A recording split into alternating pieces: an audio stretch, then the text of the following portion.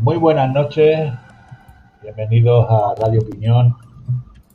Esta noche vamos a hablar un poquito de temas paranormales, casos inexplicables, pillados tanto en cámara como por periódicos y puestos a noticias del día.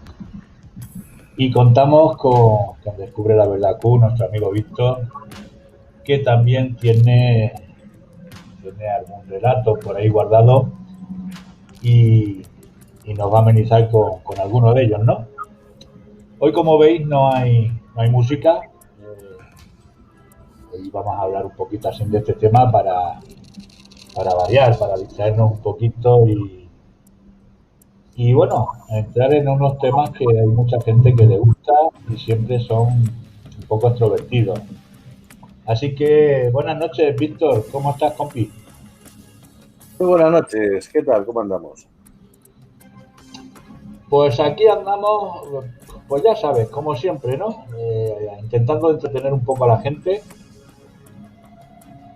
y que estén ahí distraídos, entretenidos, que después de una semana y unas noticias así un poco raras, pues aquí por lo menos se distraigan.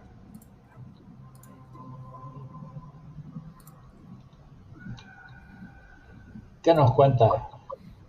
¿Qué me dices? ¿Qué quieres que te diga? Que no se puede andar jugando con la Ouija. Bueno, eso por supuesto ya se ha demostrado más de una vez, ¿eh? Que con la Ouija no se puede tener mucha tontería. La verdad que casos paranormales se cuentan de muchos tipos, ¿no? Tanto apariciones como movimientos de objetos, como psicofonía.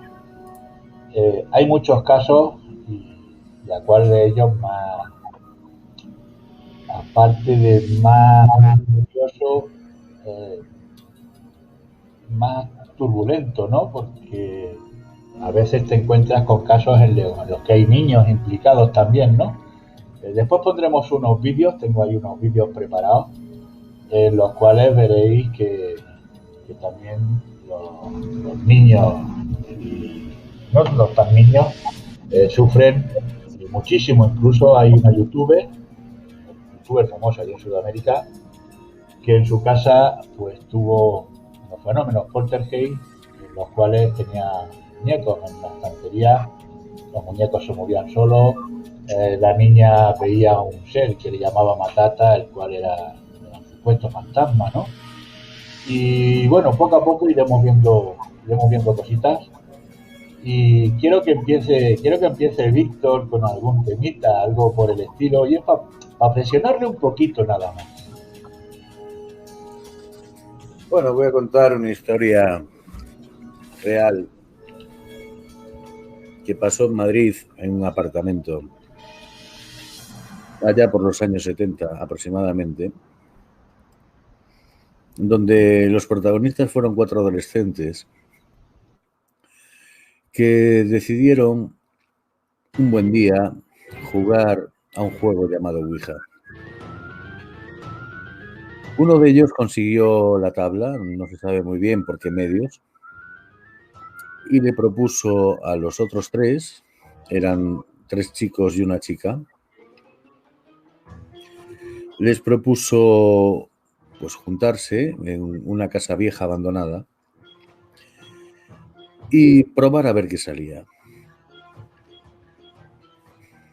Ni cortos ni perezosos, pues quedaron un día tirando contra la noche y se juntaron en el salón de aquella casa abandonada, más que nada, básicamente ruinas, el techo medio desprendido, las paredes descorchadas. Y allí decidieron poner el tablero en medio con la planchette. La planchette es este objeto que tiene un círculo en el medio que va fijando las letras. Y entonces, pues, uno de ellos le dijo, pues poner las manos encima de la planchette, vamos a concentrarnos, ya invocar a ver quién puede venir. Bien, pues todos se pusieron manos a la obra y bueno, pues hay alguien ahí, la plancha no se movía. Uno gritó, dice, por favor, hay alguien ahí, manifiéstate. La planchette no se movía y miraron unos a otros como diciendo, pues esto no funciona, ¿no? En ese momento, la planchette se mueve hacia la letra sí. Todos sorprendidos, alguno con los pelos de punta. Ah, lo has movido tú, no lo he movido yo, seguramente alguien lo ha movido. ¿De verdad estás ahí? La planchette vuelve a ir otra vez al sitio sí. ¿Y quién eres? La planchette se movía tan rápido, deletreando las letras, que decía M-I-G-U-E-L. Miguel. Me llamo Miguel. Los niños, bueno, los adolescentes, ya eran chicos, casi 18 años, aterrorizados, siguieron preguntándole cosas. Lo típico un poco, ¿no? ¿Y cómo moriste? Bueno, contestaba la planchette, me suicidé. ¿En qué año? 1932. ¿Hay alguien más contigo? Y la planchette se iba moviendo y decía, sí.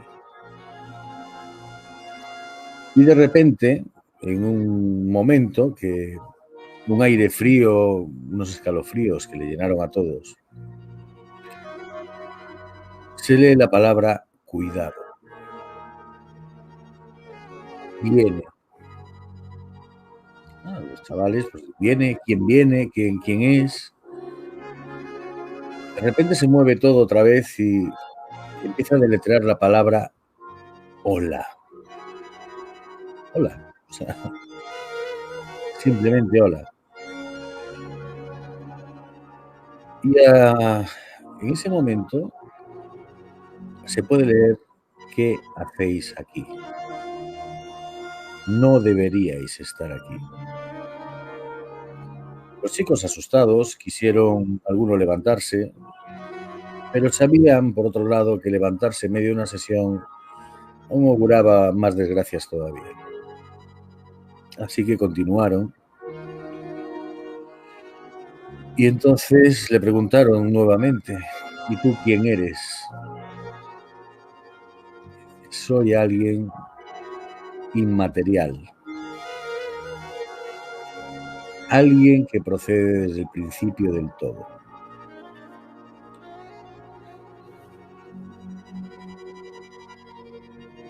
Y no deberíais haber abierto esta puerta.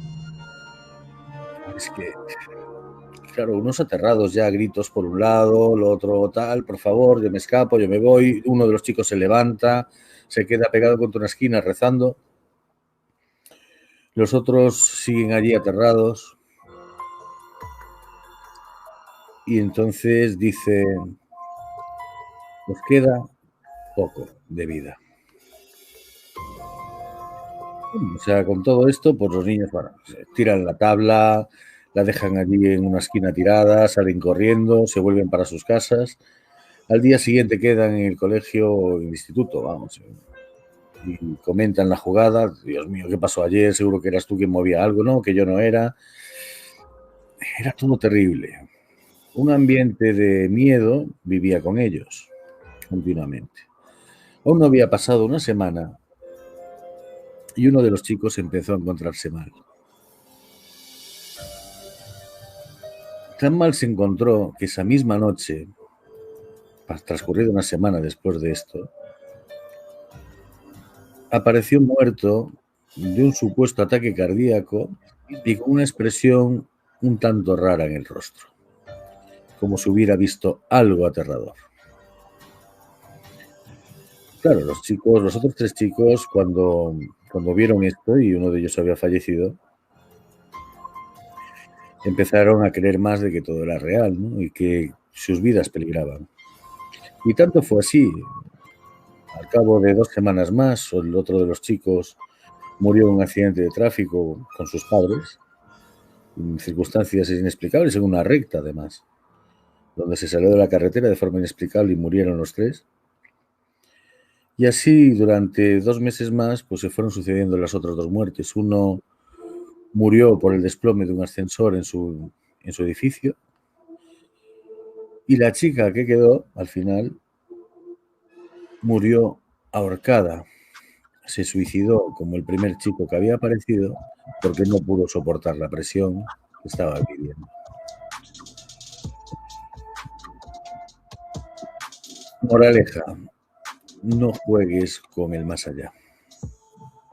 Y esto es un poco la historia, la primera historia que podíamos contar, ¿no?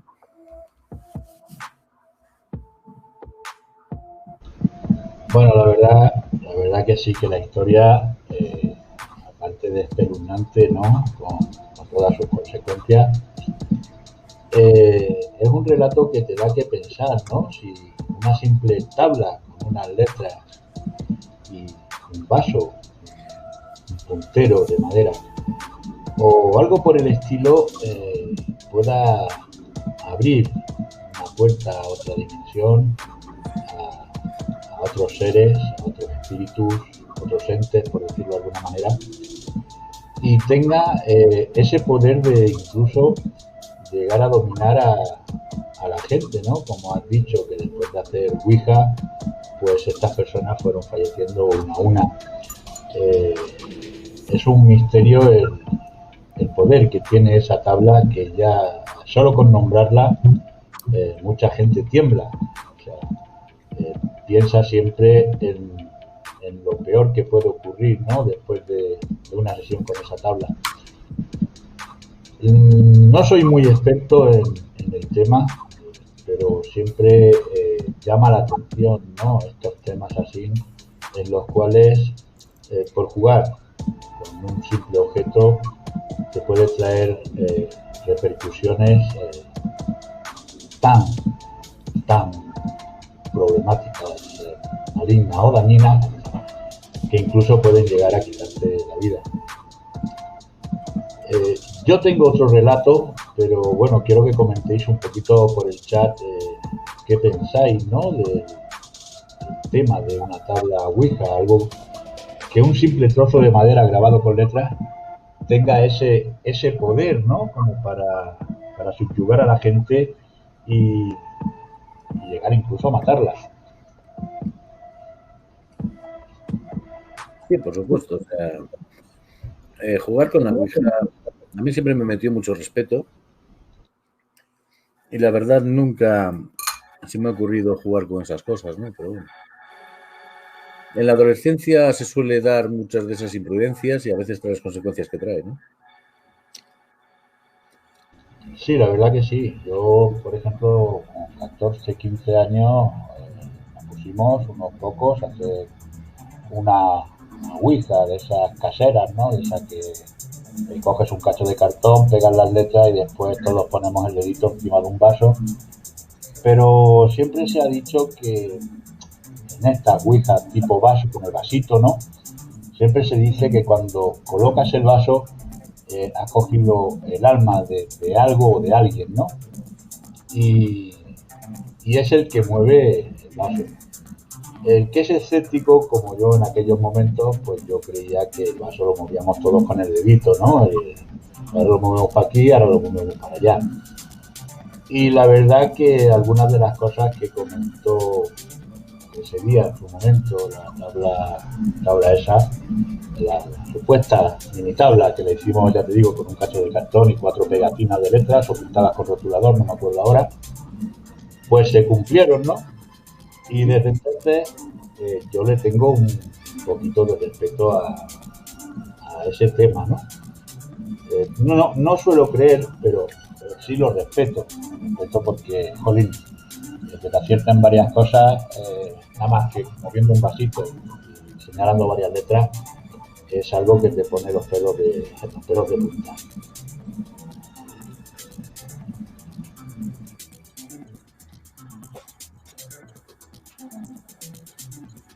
Yo tengo una historia, que esta historia viene de México, aparte, miento, perdón, viene de Sevilla y, y sale en el diario de el ABC de Sevilla, lo que no me pone el año. Y resulta que es un caso paranormal que ocurrió en el canal bajo del Guadalquivir. Y paso a leeros, ¿vale? Normalmente casi todo relato de miedo, terror o situación paranormal empieza así, ¿no? Hay lugares marcados por la tragedia y lugares donde, sin saber cómo, un día se despiertan fuerzas que no podemos imaginar ni explicar. Uno de esos lugares lo encontramos en las cercanías de Sevilla, en el barrio de Montequinto. Allí una pareja de jóvenes iba a vivir un fenómeno tan inquietante como inexplicable. Creo que casi todos los relatos suelen empezar más o menos igual, ¿no? Con un poquito de intriga, un poquito de suspense y nos deja un poquito en el aire. Y sigo leyendo. Era nuestra comunicante la que nos pedía información sobre el lugar a la vez que nos explicaba lo que le sucedió. O sea, esta chica fue a pedir información del lugar en el que estuvieron y aparte les daba lo que había ocurrido allí, ¿no? Y empezó comentando. Mi novio y yo fuimos a este lugar, del que no podemos facilitar mayor información, al que se accede por una pequeña carretera y se ve perfectamente si vienen coches o no, y en un descampado bastante grande, con casas, coches.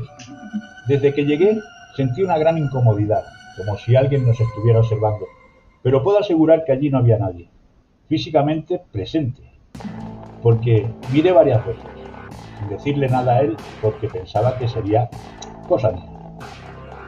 Y con la luz del coche se podía ver perfectamente cualquier cosa.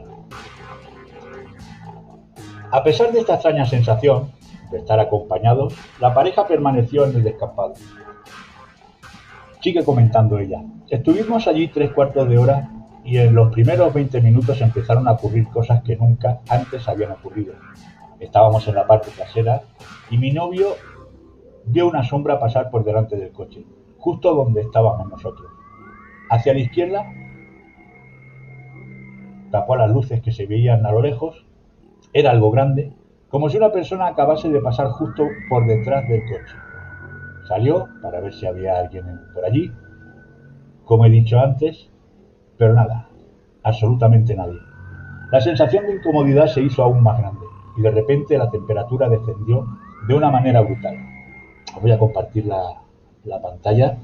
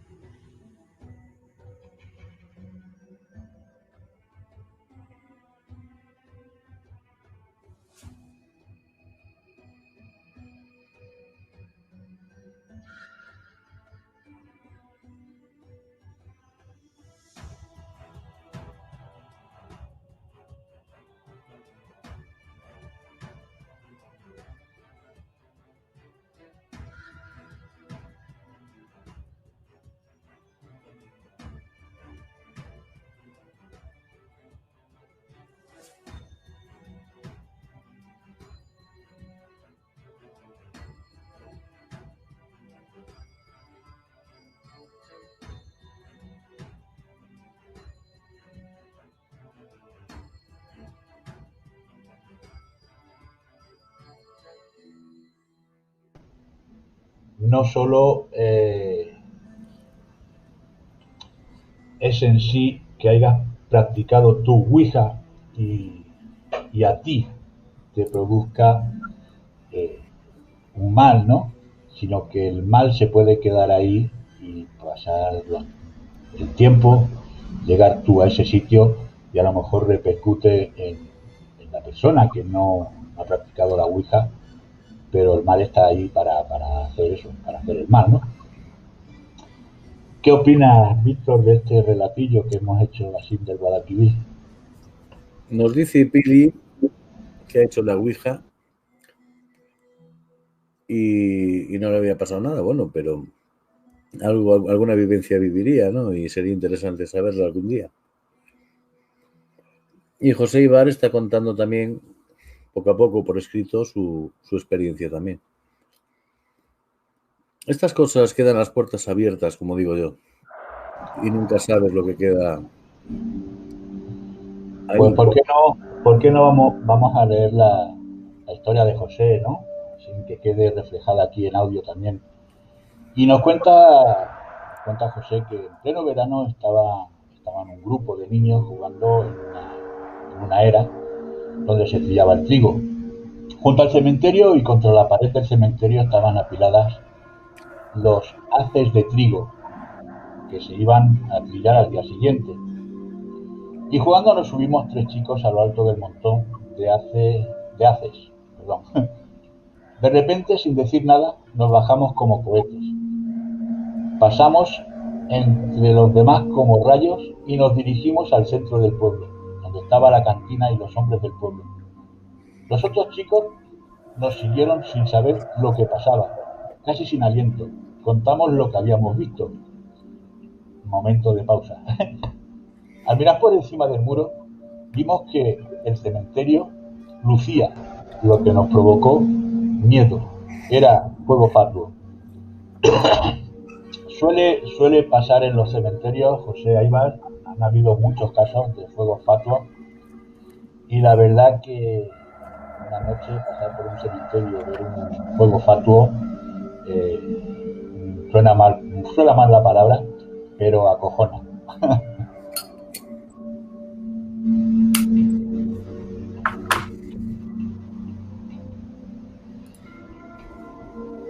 Bueno, como hemos dicho, hay fenómenos de todo tipo. Ya hemos tocado Ouija, hemos tocado fuego fatuo. Pero, ¿qué opináis de algo que hay debajo de una cama y se lleva a un ser vivo hacia el fondo, ¿no? Hacia debajo de esa cama y escuchamos cómo se queja en su forma eh, esta criatura, ¿no? Porque, claro, a ti te arrastra algo o alguien que te da miedo debajo de la cama, lo lógico es que rompas a llorar o bien te quejes como cualquier ser humano. Vamos a compartir, vamos a verlo. Ahí tenemos el vídeo, como podéis ver, es una cuna, hay un muñeco, hay una niña que está acostada en esa cuna y, y bueno, vamos a ver lo que le pasa a esta chiquilla y se ve cómo la arrastra algo o alguien debajo de esa cuna. Vamos a ampliarlo.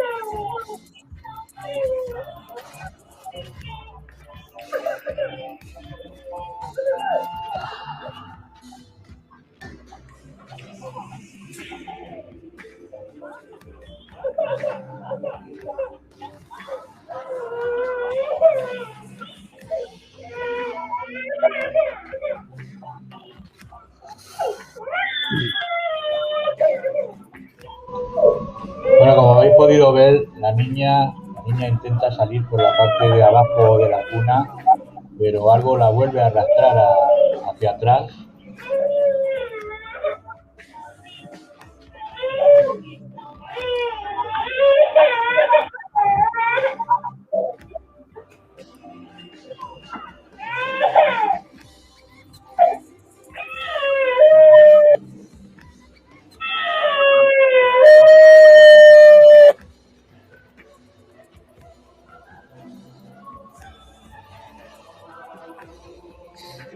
Tenemos a Pacal, que nos está contando un relato también. Pues este relato te lo voy a dejar que lo leas tú, Víctor. Yo he leído el de José y esto te lo voy a dejar a ti para que puedas darle tu tonalidad. No, lo vas a leer tú porque yo tengo uno preparado. Vale. Bueno, pues nos cuenta Pacal.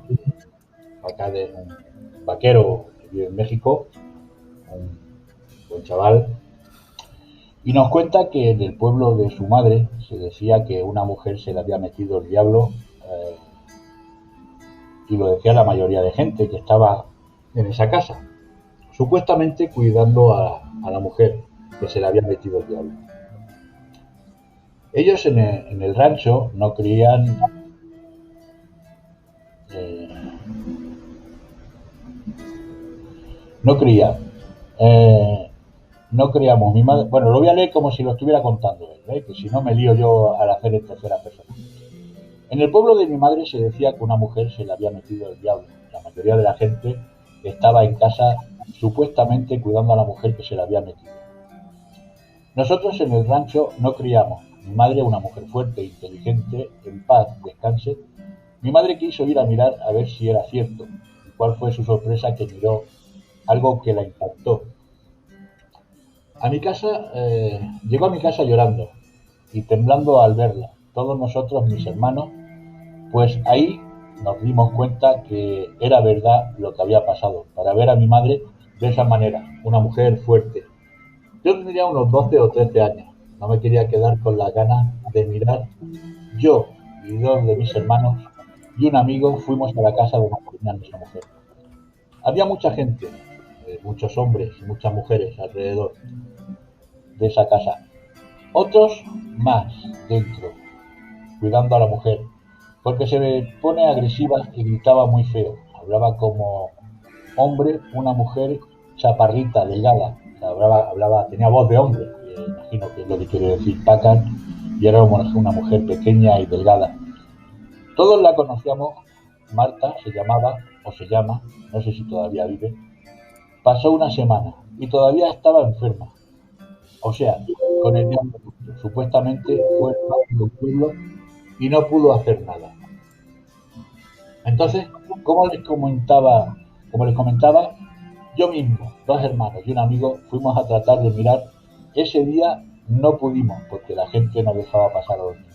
Tantas ganas teníamos de mirar lo que estaba pasando que intentamos varias veces y la última vez ya, como a la semana que la gente estaba cansada y no había mucha gente, tuvimos la oportunidad de poder entrar hacia la casa, por el lado de atrás de la casa, supuestamente del lado donde estaba el cuarto, donde tenían a la mujer amarrada de la cama porque en tantos hombres no podían detener, no podían detenerla, por eso la tenían amarrada.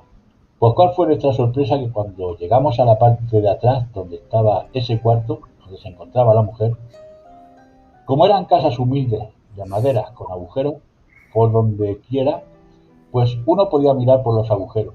Yo cogí un agujero, mis hermanos otros y mi amigo otro, para poder mirar hacia adentro. Era de... Ahí me he quedado. ¿Cuál fue nuestra sorpresa? Que cuando yo me asomé, mis dos hermanos y mi amigo nos asomamos por los agujeros para mirar hacia adentro. En cuanto pusimos los ojos para mirar para adentro, la mujer volteó. Ella volteó hacia donde estábamos nosotros, sin ella saber de que alguien había ahí, porque nosotros no hicimos ruido. Además, adivinaba la hora, ella decía cuándo los perros iban a ladrar. Eso fue algo muy, muy fuerte. Y no sé si habrá acabado aquí la historia de Pacal, pero bueno, historias de posesiones se han oído muchas, hay varias, hay algunas famosas que incluso han llegado al cine. Y veo que no ha acabado. Y nunca se me olvidará ese día. Salimos corriendo como locos hasta el rancho de mi madre. Después se supo que no le pudieron hacer un exorcismo. Y bueno, ahí está la historia de Pacal y esa posesión, ¿no? Y nada, Víctor, si tienes una buena historia ahí, te cedo paso, por supuestísimo. Bueno, de todas formas, quería comentar también el tema de las posesiones. Es un tema que además el Vaticano reconoce, que tiene libros muy antiguos para ese tipo de exorcismos y este tipo de cosas. Se nombran muy pocos exorcistas en el Vaticano reconocidos, pero sí los hay, con lo cual se reconoce, por tanto, la posesión infernal o de seres negativos, ¿no? Es un fenómeno curioso. De hecho, la película del exorcista está, está basada en hechos reales.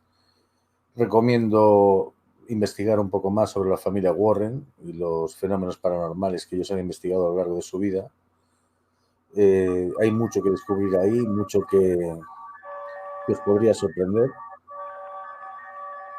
Él era investigador, ella era sensitiva y bueno, hay películas y relatos hablando de todo ello. De hecho, fue una pareja muy famosa que dio conferencias en todo el mundo. Y bueno, pues nada. Si quieres poner un temita de terror y empezamos con el siguiente relato, una musiquita así de fondo. Empezamos.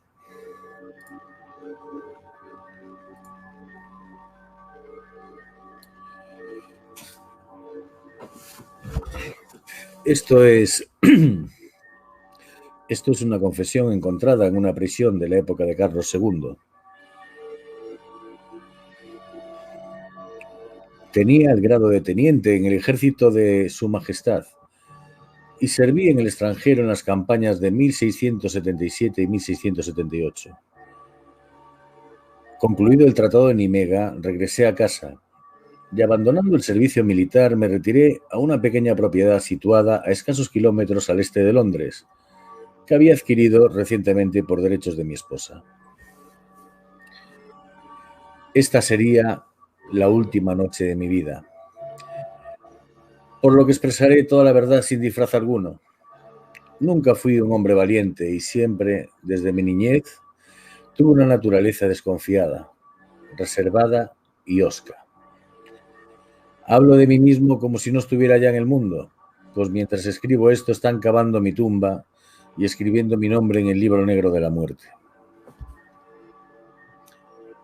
Poco después de mi regreso a Inglaterra, mi único hermano contrajo una enfermedad mortal. Esta circunstancia apenas me produjo dolor alguno, pues casi no nos hablábamos desde que nos hicimos adultos. Él era un hombre generoso y de corazón abierto, de mejor aspecto físico que yo, más satisfecho de la vida y en general amado. Los que por ser amigos suyos quisieron conocerme en el extranjero o en nuestro país, raras veces seguían viéndome mucho tiempo, y solían decir en nuestra primera conversación que se sorprendían de encontrar dos hermanos que fueran tan distintos en sus maneras y aspecto. Acostumbraba yo a provocar esta declaración, pues sabía las comparaciones que iban a hacer entre ambos, y como yo sentía en mi corazón una enconada envidia, trataba de justificarla ante mí mismo. Nos habíamos casado con dos hermanas. Este vínculo adicional entre nosotros, tal y como lo considerarían algunos en realidad, sirvió solo para apartarnos más. Su esposa me conocía bien. Nunca estando con ella presente, mostré mis celos o rencores secretos. Pero aquella mujer los conocía, tan bien como yo. Nunca, en aquellos momentos, levanté mi vista sin encontrar la suya fija en mí. Nunca miré al suelo hacia otra parte sin tener la sensación de que seguía vigilándome. Para mí era un alivio inexpresable cuando disputábamos, y fue un alivio todavía mayor cuando, encontrándome en el extranjero, me enteré de que había muerto. Tengo ahora la sensación de que era como si se hallara suspendida entre nosotros y una extraña y terrible prefiguración de lo que había sucedido desde entonces. Tenía miedo de ella, me obsesionaba. Su mirada fija vuelve ahora hacia mí como el recuerdo de un sueño oscuro, haciendo que se enfríe mi sangre. Ella murió poco después de dar a luz a un hijo, un niño. Cuando mi hermano supo que había perdido toda esperanza de recuperación en su propia enfermedad, llamó a mi esposa junto a su lecho y confió al huérfano a su protección, un niño de 4 años. Legó al niño todas las propiedades que él tenía y escribió en el testamento que en caso de que muriera su hijo, las propiedades pasaran a mi esposa como único reconocimiento que podía hacerle de sus cuidados y amor. Cambió conmigo unas cuantas palabras fraternales, deplorando nuestra prolongada separación, y hallándose agotado, se hundió en un sueño del que nunca despertó. Nosotros, sin embargo, no teníamos hijos. Y como entre las hermanas había existido un afecto profundo y mi esposa había ocupado casi el lugar de una madre para aquel muchacho, lo amaba como si ella misma lo hubiera tenido. El niño estaba muy unido a ella, pero era la imagen de su madre, tanto en el rostro como en el espíritu, y desconfió siempre de mí. No puedo precisar la fecha en la que tuve por primera vez aquella sensación, pero sé que muy poco después empecé a sentirme inquieto cuando estaba junto a aquel niño. Siempre que salía de mis melancólicos pensamientos, lo encontraba mirándome con fijeza, pero no con esa simple curiosidad infantil, sino con algo que contenía el propósito y el significado que con tanta frecuencia había observado yo en su madre. No se trataba de un resultado de mi fantasía, basado en el gran parecido que tenía con ella en los rasgos de la expresión. Jamás le sorprendí con mirada baja. Me tenía miedo, pero al mismo tiempo parecía despreciarme instintivamente. Y aunque retrocediera ante mí, tal como solía hacer cuando estábamos a solas, aproximándose a la puerta, seguía manteniendo fijos en mí sus ojos brillantes. Es posible que me esté ocultando a mí mismo la verdad, pero no creo que cuando comenzó todo aquello hubiera pensado yo en hacerle mal a alguno. Quizá considerara lo bien que nos vendría su herencia, y hasta puede que deseara su muerte, pero creo que jamás pensé en lograrla por mis propios medios. La idea no me llegó de repente, sino poco a poco, presentándose al principio con una forma difusa, como a gran distancia, de la misma manera que los hombres pueden pensar en un terremoto o en el último día de su vida, que luego se va acercando más y más, perdiendo con ello parte de su horror e improbabilidad. Y luego toma carne y hueso, o mejor dicho, se convierte en la sustancia y en la suma total de todos mis pensamientos diarios. Y en una cuestión de medios y de seguridad, ya no existe el planteamiento de cometer o no el hecho. Mientras todo aquello sucedía en mi interior, no podía soportar que el niño me viera mientras yo le miraba. Pero una fascinación me arrastraba a contemplar su cuerpo ligero y frágil, pensando en lo fácil que me resultaría hacerlo. A veces me deslizaba escaleras arriba y lo observaba mientras dormía, pero lo más habitual era que rondara por el jardín cerca de la ventana de la habitación en la que se hallaba, inclinado, realizando sus tareas, y allí, mientras él permanecía sentado en una silla baja al lado de mi esposa, yo le miraba durante horas escondido detrás de un árbol, escondiéndome y sorprendiéndome, como el infeliz culpable que era, ante el menor ruido provocado por una hoja, pero volviendo a mirar de nuevo, muy próximo a nuestra casa, pero muy lejos de nuestra vista, y también de nuestro oído. En cuanto viento se agitara mínimamente, había una extensión profunda de agua. Empleé varios días en darle forma, con mi navaja un tosco modelo de bote que por fin terminé y dejé donde el niño pudiera encontrarlo.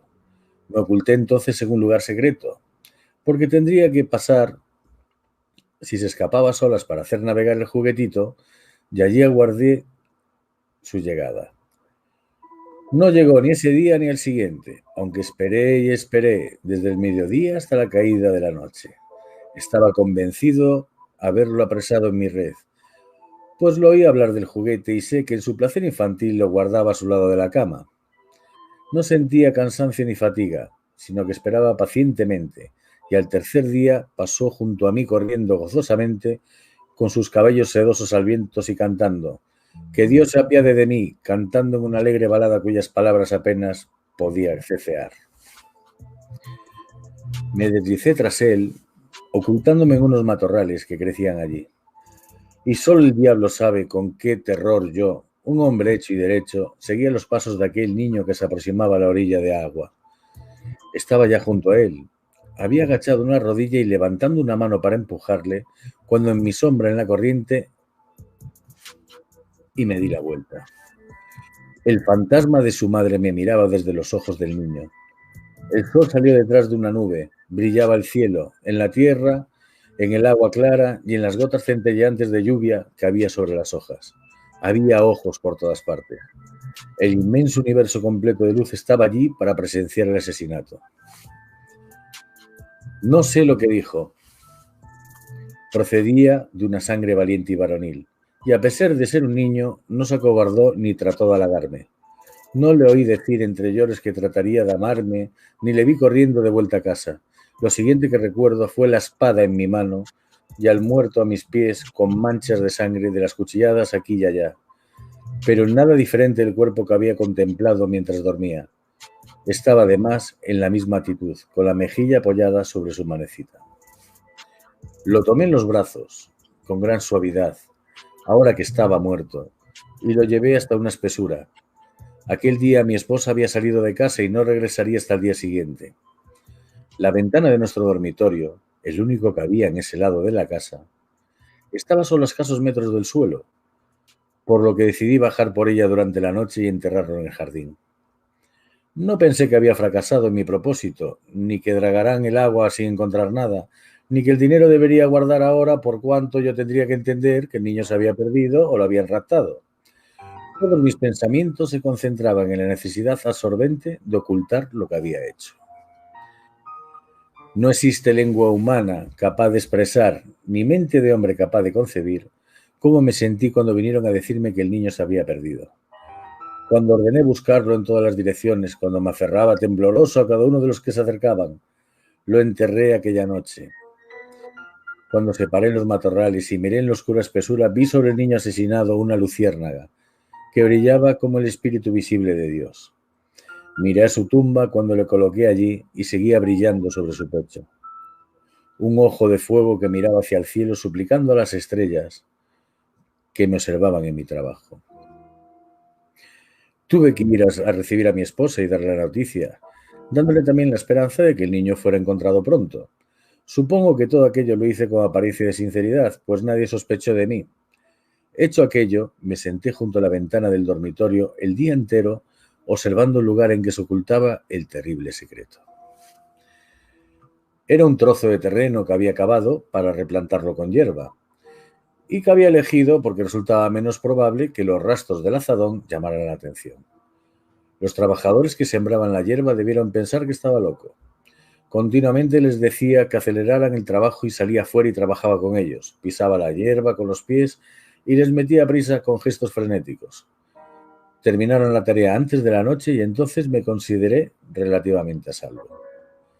Dormí no como los hombres que despiertan alegres y físicamente recuperados, pero dormí, pasando de unos sueños vagos y sombríos en los que era perseguido a visiones de una parcela de hierba a través de la cual brotaba ahora una mano y luego un pie y luego una cabeza. En esos momentos siempre despertaba y me acercaba a la ventana para asegurarme de que aquello no fuera cierto. Después volví a meterme en la cama y así pasé la noche entre sobresaltos, levantándome y acostándome más de 20 veces, teniendo el mismo sueño una y otra vez. Lo que era mucho peor que estar despierto, pues cada sueño significaba una noche entera de sufrimiento. Una vez pensé que el niño estaba vivo y que nunca había tratado de asesinarlo. Despertar de ese sueño significó el mayor dolor de todos. Volví a sentarme junto a la ventana al día siguiente.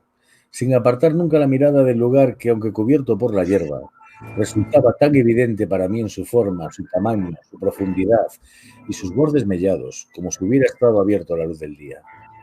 Cuando un criado pasó por encima, creí que podía hundirse. Una vez que hubo pasado, miré para comprobar que sus pies no hubieran deshecho los bordes. Si un pájaro se posaba allí, me aterraba pensar que por alguna intervención extraña fuera decisivo para provocar el descubrimiento.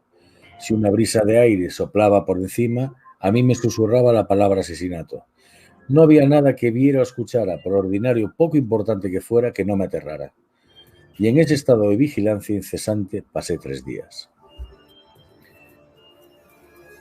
Al cuarto día, llegó hasta mi puerta un hombre que había servido conmigo en el extranjero, acompañado por un hermano suyo oficial, a quien nunca había visto. Sentí que no podía soportar dejar de contemplar la parcela. Era una tarde de verano y pedí a los criados que sacaran al jardín una mesa y una botella de vino. Me senté entonces colocando la silla sobre la tumba y tranquilo, con la seguridad de que nadie podía turbarla, ahora sin mi conocimiento, intenté beber y charlar. Ellos me desearon que mi esposa se encontró bien, que no se viera obligada a guardar cama, esperaban no haberla asustado. ¿Qué podía decirles y con una lengua titubeante acerca del niño? El oficial, que no conocía, era un hombre tímido que mantenía la vista en el suelo mientras yo hablaba. Incluso eso me aterraba. No podía apartar de mi idea de que había visto allí algo que le hiciera sospechar la verdad. Precipitadamente le pregunté qué suponía que, pero me detuve. ¿Que el niño ha sido asesinado? Contestó mirándome amablemente. Oh, no. ¿Qué puede pensar un hombre asesinando a un pobre niño? Yo no podía contestarle mejor que nadie lo que podía ganar un hombre con tal hecho, pero mantuve la tranquilidad, aunque me recorrió un escalofrío. Entendiendo equivocadamente mi emoción, ambos se esforzaron por darme ánimos con la esperanza de que con toda seguridad encontrarían al niño. ¡Qué gran alegría significaba eso para mí! Cuando de pronto oímos un aullido bajo y profundo. Saltaron sobre el muro 2 enormes perros que, dando botes por el jardín, repitieron los ladridos que ya habíamos oído. «¡Son sabuesos!», gritaron mis visitantes. No era necesario que me lo dijeran. Aunque en toda mi vida hubiera visto un perro de esa raza, supe lo que eran y para qué habían venido. Aferré los codos sobre la silla y ninguno de nosotros habló o se movió. «Son de pura raza», comentó el hombre al que había conocido en el extranjero. «Sin duda, no habrían hecho suficiente ejercicio y se han escapado». Tanto él como su amigo se dieron la vuelta para contemplar los perros, que se movían incesantemente con el hocico pegado al suelo, corriendo de aquí para allá, de arriba abajo, dando vueltas en círculo, lanzándose en frenéticas carreras sin prestarnos la menor atención en todo el tiempo, pero repitiendo una y otra vez el aullido que ya habíamos oído, y acercando el hocico al suelo para rastrear ansiosamente aquí y allá.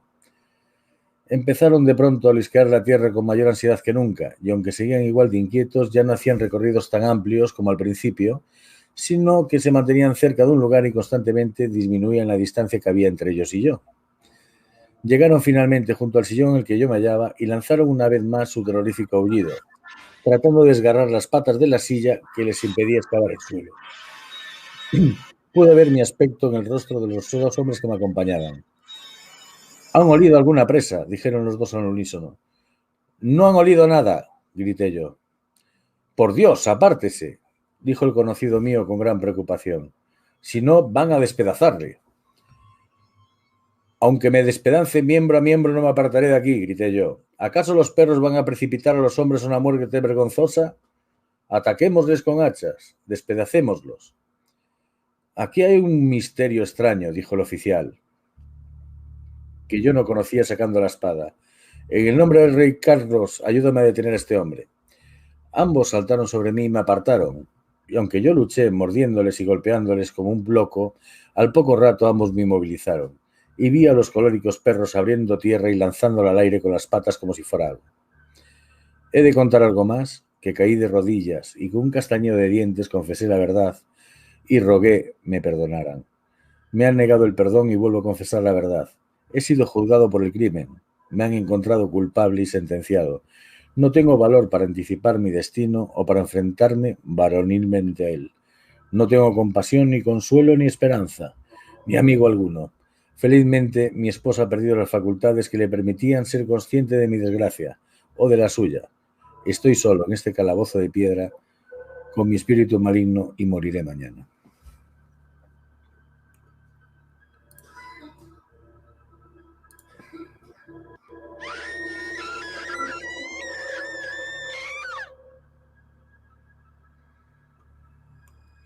Y hasta aquí el relato de una confesión de un asesino que realmente quedó escrita en el año 1678.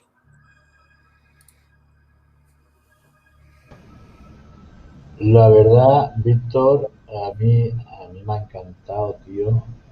Parecía que estaba escuchando una, una audionovela, ¿no? Como se suele decir, o un audiolibro comentado en plan Stephen King, ¿no? Y aparte le das un tono muy bueno. Creo que vamos a dedicar los jueves a unas cositas así, a relatos, ¿no? Aparte de, bueno, de otras cosas, ¿no? Iremos variando. Pero los jueves iremos dedicando a hacer unos relatos así, porque aparte hemos conseguido también una ambientación, ¿no? Con esta música que nos pone en situación y la verdad que, coño, se me está pegando. Y eso, ¿no? Lo dicho, que es que te lo has currado mucho, como has relatado esa historia, que en sí es real, ¿no? Porque se ha quedado escrita en esos libros, en esos escritos. Eh, Aparte es escalofriante también lo que cuenta. Yo tengo un relato corto que no sé si habréis oído hablar alguna vez de El hombre de los sueños, ¿no? Es un ser, un hombre que aparece en sueños y no aparece en una persona solo, ¿no? Sino que suele aparecer en varias personas simultáneamente en sus sueños. Y tengo aquí un relato muy cortito que aparte está sacado de La Vanguardia y se llama, el título es El hombre de los sueños y os lo voy a leer porque nada, es cortito, hoy vamos leyendo porque, a ver, yo no soy experto en estas cosas. Víctor creo que es más experto que yo, ha estudiado más estas cositas y yo tengo que ir leyendo cositas para poder transmitir, ¿no? Lo que quiero decir. Y bueno, os leo. El supuesto fenómeno es el hombre de los sueños y empiezo. En enero de 2006, un psiquiatra de Nueva York recibió en su consulta a sus pacientes, como un día cualquiera, ¿no? En aquella sesión, la joven le explicó que había soñado en repetidas ocasiones con un hombre al que ni siquiera conocía. Tenía una calva incipiente, las cejas muy gruesas y los labios extremadamente finos, especialmente el superior. Mientras oía la descripción, el facultativo dibujó el retrato del sujeto. No le dio mayor importancia y lo dejó sobre la mesa. Las tornas cambiaron cuando, en su siguiente consulta, dos pacientes más aseguraron haber visto al mismo hombre en sueños.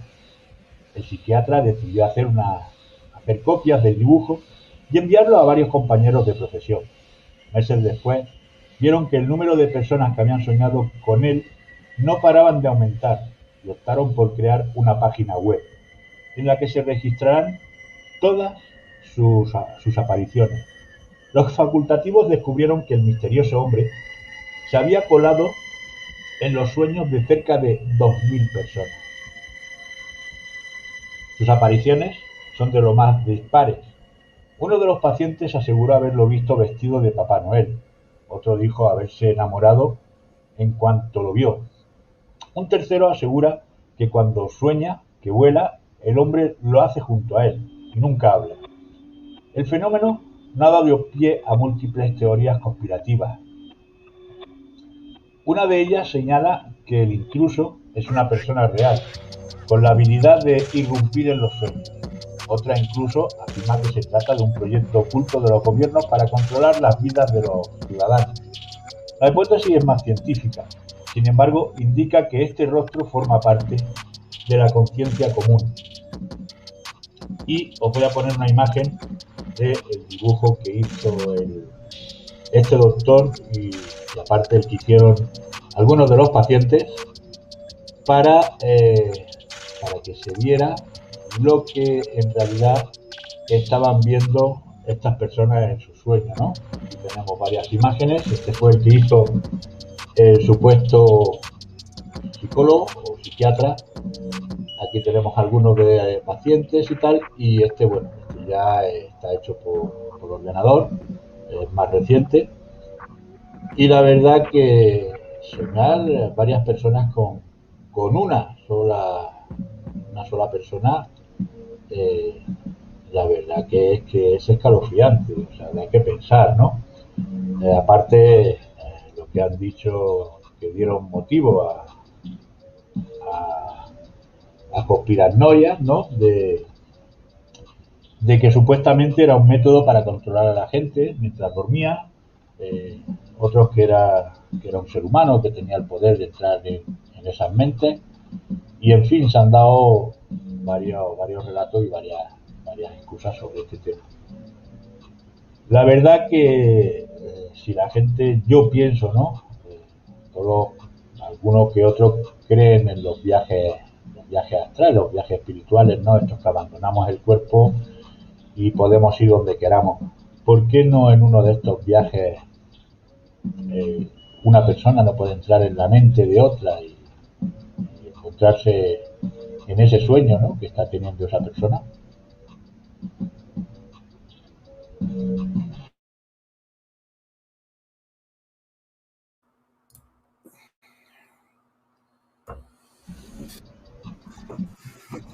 ¿Qué opinas sobre esto?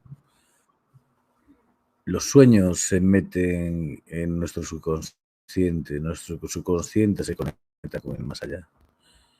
Cuando soñamos hacemos una conexión inconsciente con otras formas de vida, con nuestros seres queridos y con los seres que no son tan queridos. Acordaros cuando echéis a dormiros que siempre puede aparecer cualquiera. Bienvenidos a la noche de terror. Entonces podríamos dar a entender que cuando estamos soñando o durmiendo, es como cuando hacemos lo que hemos hablado al principio del programa, es como si estuviéramos haciendo una tabla Ouija, ¿no? Abrimos una puerta en la cual no sabemos qué es lo que va a entrar en ese sueño. Abrimos nuestras puertas a lo más profundo de nuestro ser. Realmente no sabemos muy bien lo que se esconde. Unos hablan de vidas pasadas, otros hablan de espíritus, otros hablan de conexiones con otras dimensiones. No sabemos realmente lo que hay. Lo que sí sabemos es que algo hay. Y ahora quiero contar un relato sobre mi tierra, sobre la Santa Compaña. Yo soy gallego. Todos habréis oído hablar de la Santa Compaña alguna vez. O la procesión de los muertos. Decían que cuando pasaba la Santa Compaña al lado de un pueblo, y si tú la veías, morirías. Pero cuando pasaba, era porque alguien había muerto recientemente en el pueblo y se lo llevaban las ánimas. Bueno, pues quería contar un relato sobre eso un poco, si me lo permites.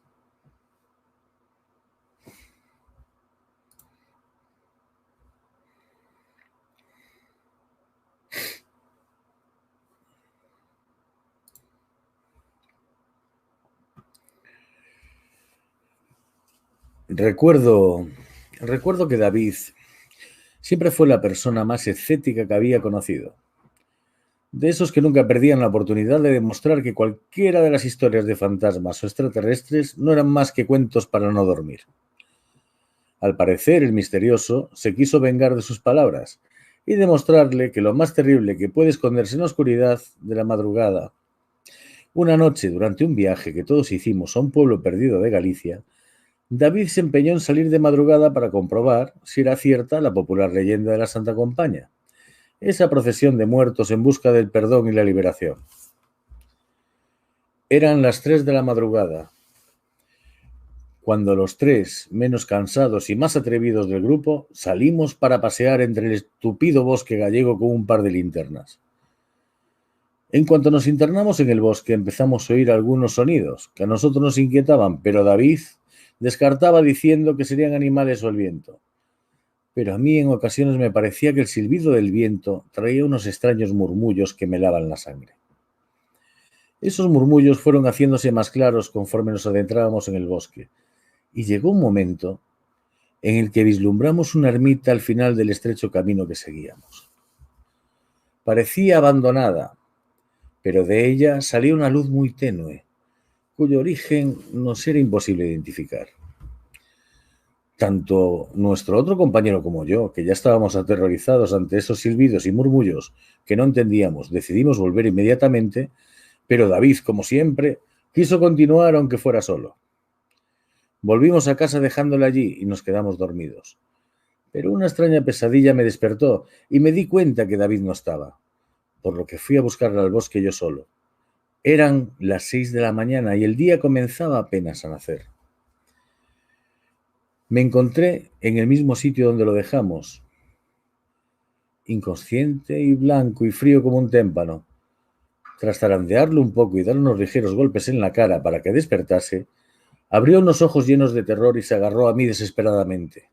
Intenté tranquilizarlo y cuando lo conseguí, me contó la terrible historia que allí escribo. Cuando fuisteis, Dios mío, llegué a la ermita, acercándome lentamente, buscando a la persona que me esperaba, que hiciese la luz. Me fui acercando y cada vez oía esas voces tan lejanas y cercanas al mismo tiempo, y que cada vez se metían más profundamente en mi cabeza.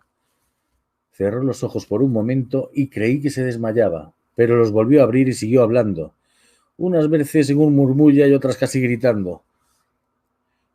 Algunas de ellas repetían sin cesar algún nombre, otras prometían venganzas terribles y la mayoría simplemente lanzaban alaridos de dolor infinito y desorientación. Todas estaban cada vez más dentro de mí, como si se fusionaran con mi alma. Yo es que casi no sabía dónde me dirigía cuando volví a ser consciente de todo. Estaba en medio de una procesión interminable.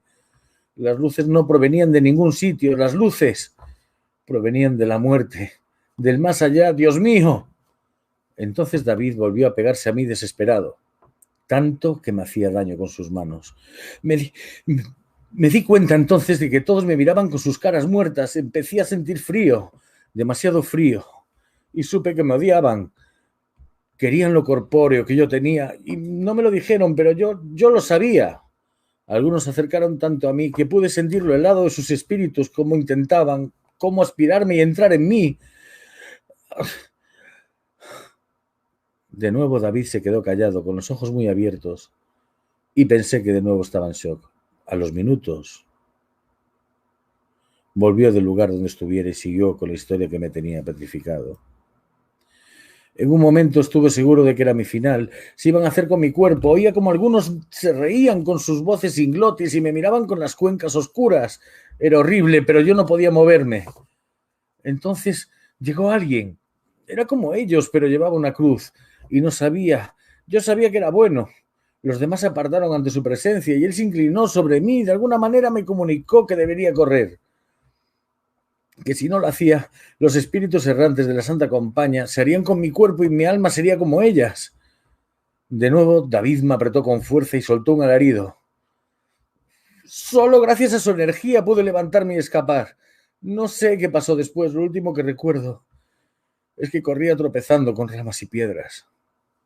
De repente, pareció quedarse más tranquilo, tras contar su historia, y cerró los ojos. Con mi teléfono llamé a los demás para que me ayudasen a llevarlo a casa. Nunca más David volvió a hablar de esto.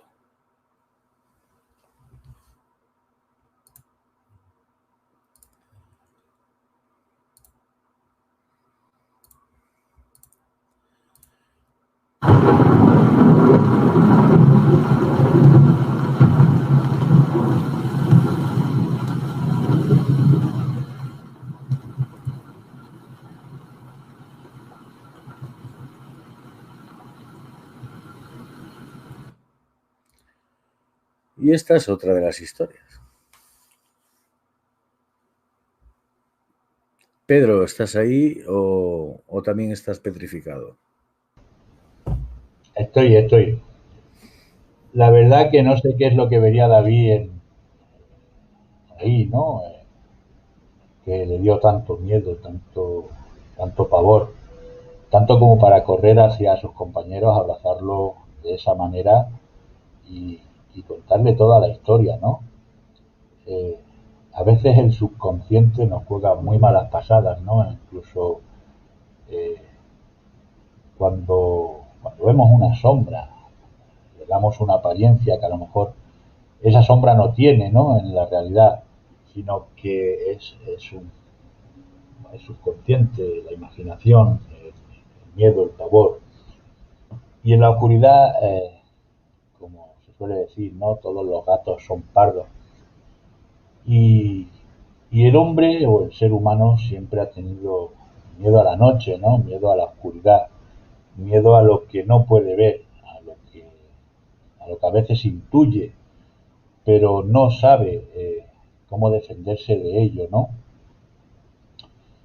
Y, y la verdad que es que ese miedo, o bien se nos inculca de pequeño, porque escuchamos historias a mayores, ¿no? Y los críos sabemos que cuando somos críos somos esponjas, ¿no? Nos quedamos con todo, con lo bueno, con lo malo. Cuando estás escuchando algo, siempre te quedas con esas historias.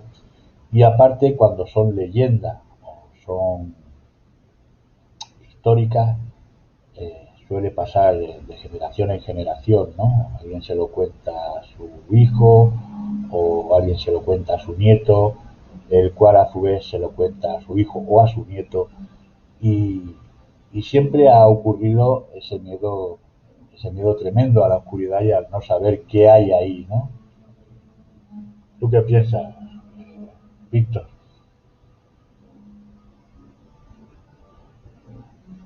El tema aquí en Galicia siempre se creyó en la Santa Compaña. Hay testimonios de gente que dice que la ha llegado a ver, gente que ha quedado muy traumatizada.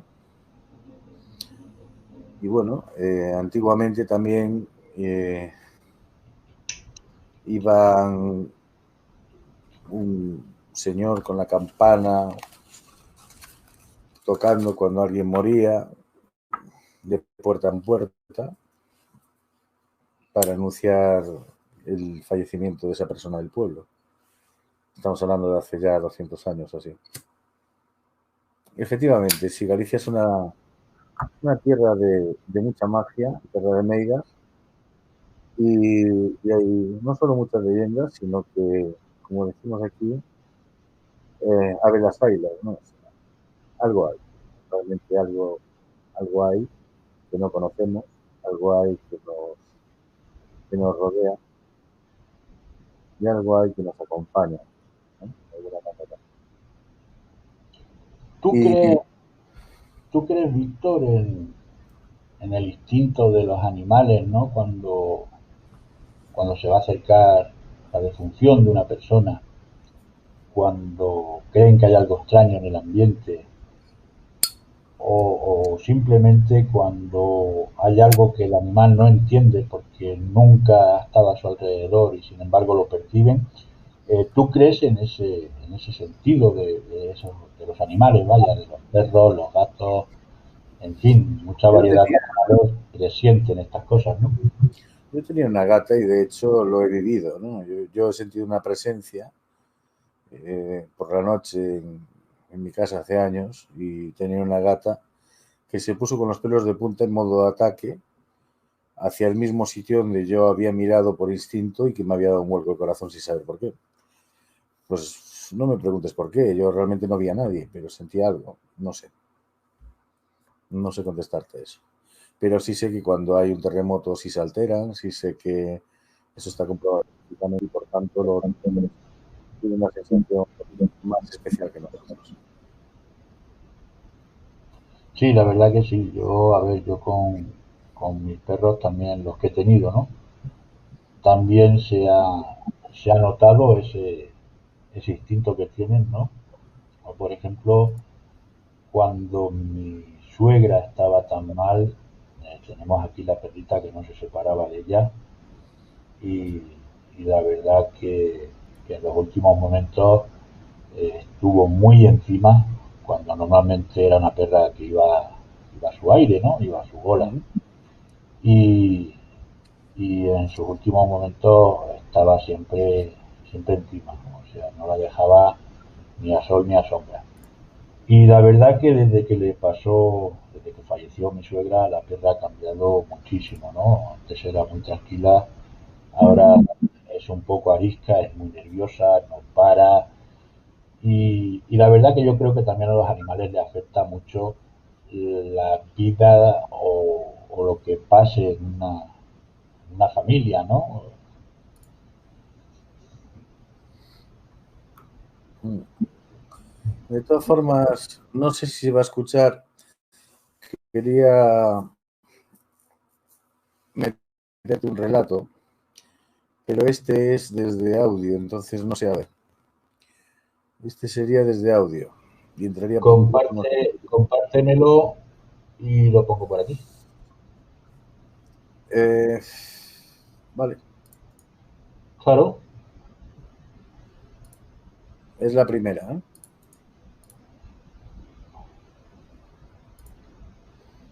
A ver, ahí te va.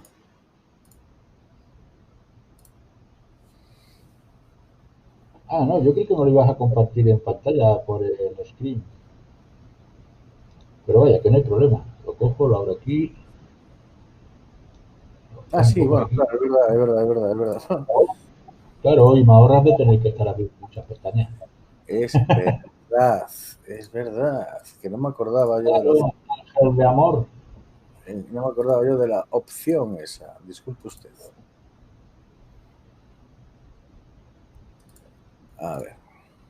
Mira, Mariló dice que quería ser bruja, pero como las escobas estaban caras, dijo Esta que historia me iba a quedó trabajar de aspiradora. muy enviado de... Son historias reales. A ver, cuando quiera usted. A ver si se escucha bien. principios del 2000, aproximadamente año 2002. Nada, había agarrado un buen trabajo en Capital Federal, yo vivía en provincia de Buenos Aires, entonces en ese momento decidí mudarme para no tener que viajar y lidiar con el tráfico, tomar el tren y esas cosas. Entonces decidí alquilar un departamento cerca de mi trabajo, en la zona de Palermo. Bueno, decidí buscar lugares hasta que encontré un departamento que me parecía adecuado para mí, no solo por el precio y la cercanía que tenía el lugar del trabajo, sino también porque me parecía un lugar lindo, por lo menos hasta ese momento me parecía lindo. Una vez que me instalé en el lugar, no noté nada raro, era un departamento normal, común y corriente. Coloqué mis cosas, quise traer lo que me faltaba, también me traje a mi mascota, que era mi compañero de siempre, y nada, estuvimos ahí, y las cosas parecían estar normal, nada, me hacía presagiar de que algo raro iba a pasar, cuando de repente una de esas noches, estaba tranquilo en mi cama durmiendo, y mi mascota estaba al lado mío, y mi mascota empieza a ladrar de una forma rara, como las mascotas ladran diferentes, creo que eso todos lo sabemos, cuando juegan, cuando ven otros perros, y cuando ven gente, o cuando ven personas ajenas, personas que no conocen, tienen un timbre diferente de ladrido, y esto fue el caso. El perro se saltó y empezó a ladrar muy fuerte, como si hubiese alguien en la habitación continua, que yo no lo utilizaba, simplemente había dejado algunas cosas allí, mi idea era usarla como una especie de living. Fui a ver y no había absolutamente nada, solamente un sillón y un par de cosas más que no había acomodado porque no había tenido tiempo. Y simplemente lo reté y le dije que viniese conmigo, que me iba a hablar, que estaba a dormir porque tenía que levantarme muy temprano. Y mi perro no conseguía quedarse tranquilo, por lo cual opté por subirlo a la cama y que dormía conmigo esta noche. Y esto lo hizo tranquilizar un poco. Las cosas fueron yendo de mal en peor. Un día decidí irme a bañar y cuando estoy por salir de la ducha, escucho que en la cocina del departamento se escuchaban como si estuviesen lavando los platos, como si estuviese... nada, Víctor, realmente Víctor, era algo que podía y tenía sentido que ocurriera. Entonces, obviamente, salí apurado a mirar qué es lo que pasaba. No había absolutamente nada, las cosas estaban todas en su lugar. Lo único que mi perro estaba mirando hacia la cocina con una cara de asombrado, como diciendo, quizás, ¿qué es lo que hay en ese lugar tan unos días? Obviamente el animal sí. Parece que hay problemas de audio. Bueno, sí, sabes, como cuando estamos trasteando, que vamos abriendo otro archivo, lo que sea, se oye así como entrecortado. Aparte habla muy bajito y apenas se le aprecia lo que dice. Y al principio sí, al principio se estaba oyendo bastante bien. Pero pues después ya, fíjate, hasta Marilo lo dice que no se oía y que no se enteraba. O sea, nada, tendré que seguir leyendo yo, pero creo que por hoy de relatos vamos bien. no, la verdad que por hoy lo podemos dejar aquí. Eh, Cómo no, el jueves vamos a hacer pues más o menos otro programita parecido. Yo creo que la ambientación que le hemos dado a mí me ha gustado mucho, con la música que le hemos puesto de fondo, los relatos, el sonido. Y para ser nuestra primera intervención ha sido bastante buena. Me guardaré esto de las cinco historias de terror que nos cuenta La Vanguardia, como El hombre de los sueños. Me guardaré un vídeo que tengo de una youtuber mexicana que es influencer, muy famosa, en la cual grabó como una habitación donde tenía muñecas, las muñecas se le movían, la que iba con pilas se le disparaba el sonido sola. Grabando por la noche vio como otro muñeco se le movía. La niña llamándolo de alguna forma al fantasma que habitaba ahí, diciendo que vivía en la parte de arriba del armario, y ella cuando abre esa puerta encuentra una caja con una flor, una llave, una nota, y dentro de ese armario. Y, y bueno, y ahí está. Pues mira, hace una cosa, Víctor, dice Mariló que falta su historia. Haz una cosa, pásale el enlace, que entre y la cuente de misma voz, que para eso está el programa. Bueno, va, a ver. Venga, va, y con la historia de Mariló ya vamos cerrando el directo. Pedro. A ver. Ahí está. Pues muchas gracias, Serena. De eso se trata, de entretener y de que guste.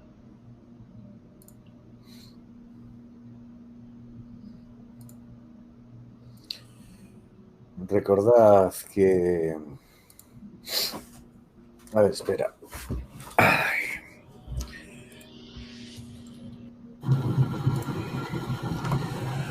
Recordad que hoy a la noche no os olvidéis de mirar debajo de la cama. Nunca sabéis quién puede salir. Nunca sabéis quién puede estar. Quizás alguien de negro observándoos mientras dormís, o quizás una sombra atraviese vuestro pasillo cuando vayáis al baño.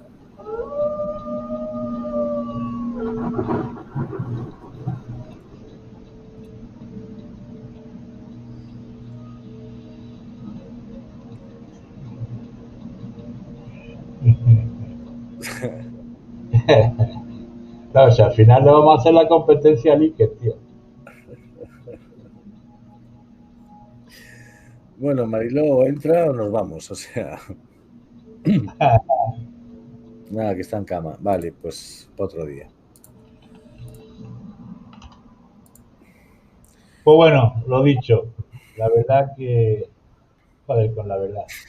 Recuerda que, Mariló, recuerda que si estás en cama, cuando notes algún movimiento entre las sábanas, cuando notes una brisa nocturna mientras duermes, un frío soplido que te puede ir por el rostro, puede que sea alguien que te esté visitando. Buenas noches, radioyentes, y con esto me despido.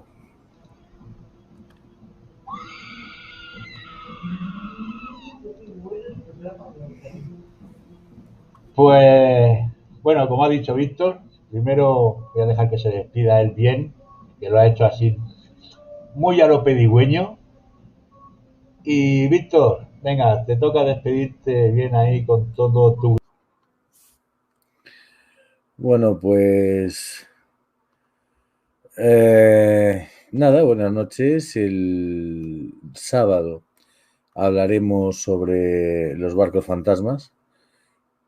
Mañana tenemos programa sobre, supongo que de impuestos, política y demás, viernes.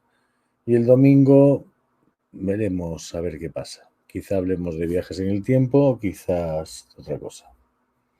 Buenas noches, gracias por estar aquí. Suscribíos y hasta mañana, majetes. Dormid bien.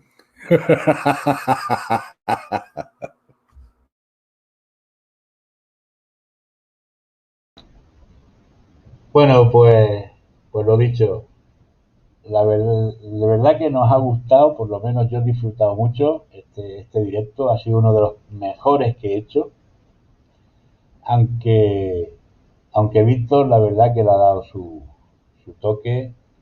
Ha habido momentos que pensaba que estaba leyendo una novela de Stephen King y os espero el jueves que viene. Creo que estos temitas así de relatos y estas cosas así podemos tocarlas más a menudo.